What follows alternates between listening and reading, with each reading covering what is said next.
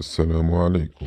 استقبل رئيس الجمهورية عبد المجيد تبون اليوم الأحد وزير الداخلية الفرنسي جيرالد دارمانين بمقر رئاسة الجمهورية بطلب من الرئيس الفرنسي إيمانويل ماكرون.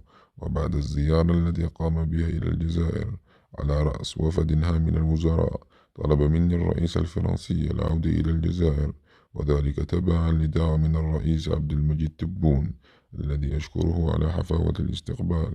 وأضاف وزير الداخلية الفرنسي: هذا الصباح كان لي حوار جدا ثري مع وزير الداخلية الجزائري إبراهيم مراد، وهي فرصة بالنسبة للجانب الفرنسي لإبراز إرادته الكبيرة لمواصلة التعاون وتثمين تجسيد الحوار الذي تم بين الرئيسين الجزائري والفرنسي، التعاون في المجال الأمني وحماية الأفراد، والتعاون في مجالات التبادلات بين البلدين.